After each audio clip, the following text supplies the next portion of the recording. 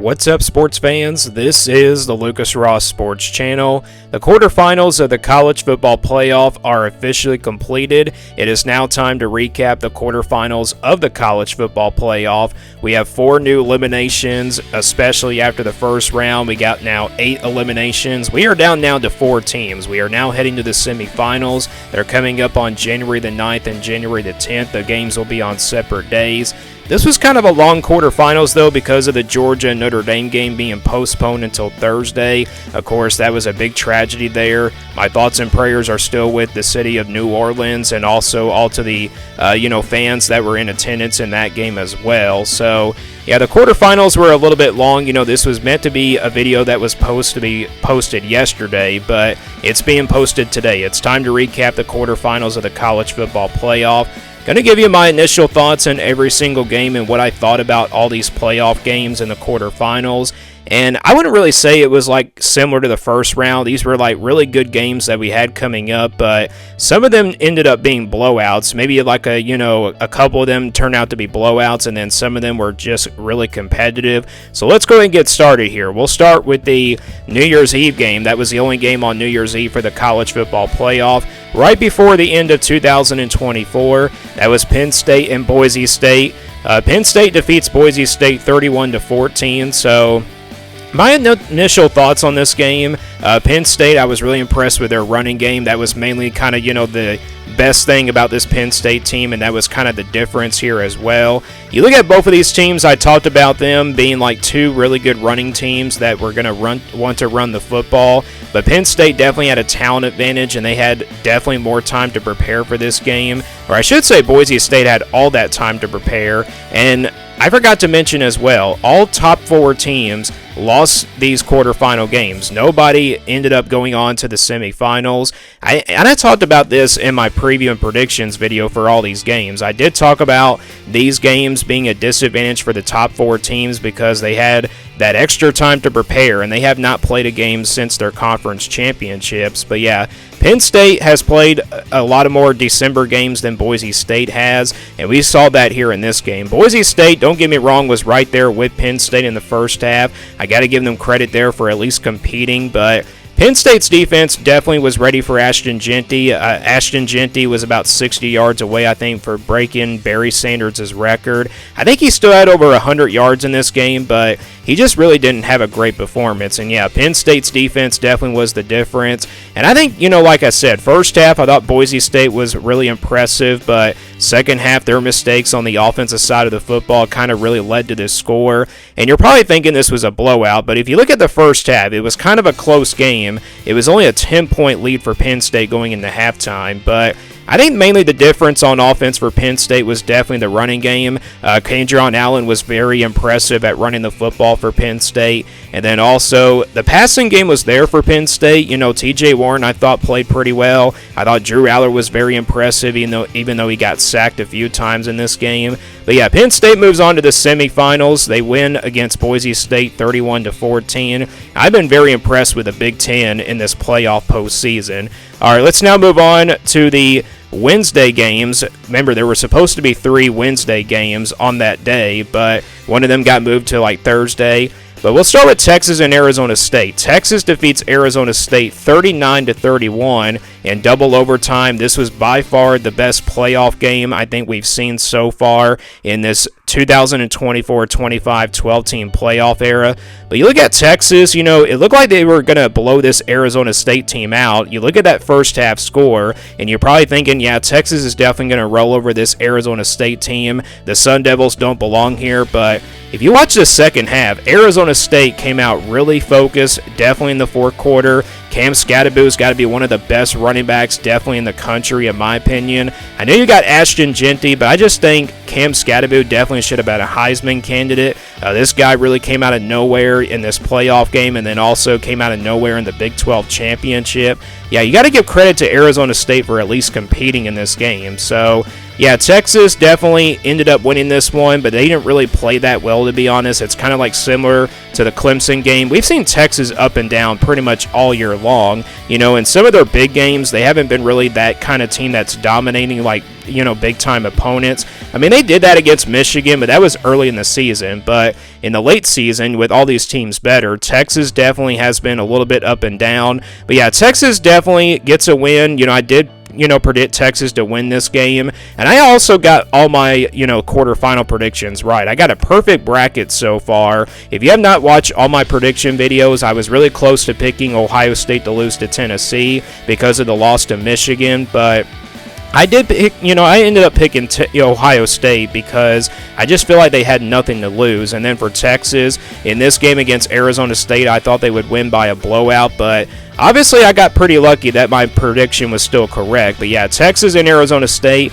by far the best playoff game of the 12-team playoff era so far. Again, it went into double overtime, so a great game between these two teams. That was the afternoon game. Let's now move on to the other game that took place on Wednesday. That was the Rose Bowl, Ohio State and Oregon in a rematch from the regular season. And look at this score, 41-21. Ohio State defeats Oregon in the rematch from the regular season.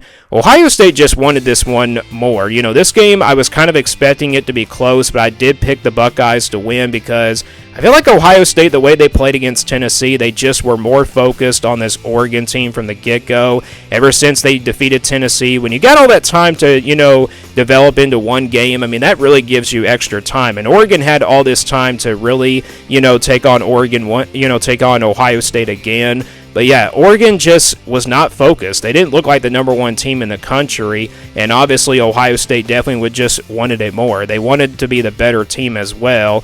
And yeah, I was just really impressed with Ohio State's offense. I think when you look at this offense now for Ohio State, it's going back to the days where C.J. Stroud was, from a couple years ago. Chip Kelly, of course, offensive coordinator. It feels like Ohio State's passing the football more instead of like running the football like they did against Michigan. So I think that's the game plan Ohio State needs to go with here for the rest of the playoff, because if they continue to develop in the passing game, Ohio State might be a very dangerous team the rest of this playoff, and they will win the national championship easily. But yeah, Will Howard was really impressive.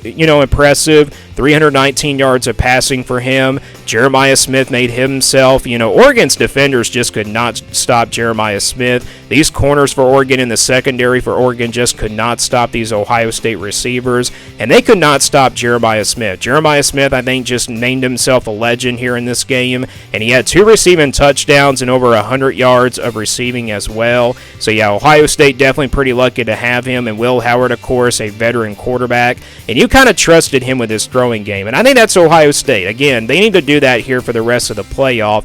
Definitely need to, just throw the football a little bit more, and I think that would be a lot better. All right, let's go now to the game that was postponed till Thursday, and again, that was Notre Dame and Georgia in the All-State Sugar Bowl. Remember, this game got postponed, and of course, due to the tragedy at New Orleans. Again, my thoughts and prayers are with those families and of the victims and everything. But yeah, Georgia didn't look like a really good team. Let's just say that right now. Georgia definitely was not ready to play in this game. I get it. Carson Beck being out with the injury was definitely a concern. Gunnar Stockton doesn't have a lot of experience, though. And you look at this game, it was actually a close game in the first half. Both defensive teams were going at it here. I feel like this was going to be a competitive game, though, because both defensive teams, I think, are pretty even. I thought Notre Dame's running game was definitely the strength heading into this game. It was, a little bit in this game, but, both teams kind of struggled to run the football, to be honest. But you look at defenses, that's what really kind of made this game so competitive. But coming out of the second half, Notre Dame on that 98-yard kickoff return for the touchdown, I think that was kind of the difference. And then obviously the turnovers really kind of killed Georgia in the first half. And then second half, the penalties also kind of killed Georgia as well. And yeah, Gunnar Stockton just doesn't have a lot of experience yet. He'll get that experience next year because Carson Beck will be gone. But yeah, I was just so impressed with Notre Dame here on both sides of the football. I mean, they clearly were the better team, and they were definitely more prepared for this game. And again, having that that extra time to prepare for all these games for the top 4 teams, that was definitely a disadvantage here. I talked about it here all last week, saying it was a disadvantage for all these top 4 teams that won their conference championships. Having that extra time to prepare and not play a game since, like, their conference championship weekends. Yeah, that's a very long time to go without without playing a competitive game. But yeah, Notre Dame, I was just so impressed with them on both sides of the football. Riley Leonard made some plays down the stretch that kind of, wear down the Georgia defense. And I feel like, Notre Dame, again, that, 98-yard kickoff return for a touchdown, that was definitely the difference. And that was kind of similar to the Indiana game. So Notre Dame wins it 23-10. I wouldn't really call this an upset because once the spread came out for the official kickoff, Notre Dame actually was the favorite to win this game. Georgia was the favorite throughout the week, but Notre Dame ended up winning this one 23-13 by double digits. So maybe a couple of these games were really close, but some of them were not really that close. A couple of those games turned into blowouts, but this is what the updated bracket looks like as we head into the semifinals. Looking at the first round, Ohio State, of course, eliminating both Tennessee and Oregon. So yeah, 2 dominant wins for Ohio State heading into the semifinals. And then for Texas, beat Clemson by a couple touchdowns, 38-24, and they defeated Arizona State in a couple overtimes. So we get Texas versus Ohio State in the semifinals. That's going to be a really good game. I'm looking forward to that one. I believe it's going to be on a Friday, of course, on January the 10th. I don't really know, to be honest. I think it actually is on a Friday. So yeah, I think it's actually the second semifinal game. Both semifinal games are going to be on different days. And then we get Notre Dame versus Penn State in the other semifinal. This will be the first game of the semifinal of the 2 semifinals.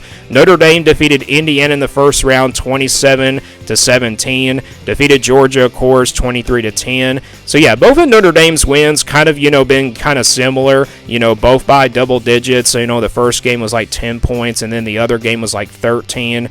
For Penn State, they defeated SMU in a blowout 38-10, and then defeated Boise State 31-14. I wouldn't really call this a blowout against Boise State because the first half was actually kind of close, but then they ended up pulling away in the second half just with all the mistakes that Boise State made in the second half. But that's what the updated playoff looks like as we head into the semifinals. That is just my initial thoughts on the games from, throughout the week on Tuesday, Wednesday, and then, of course, the postponement between Georgia and Notre Dame on Thursday.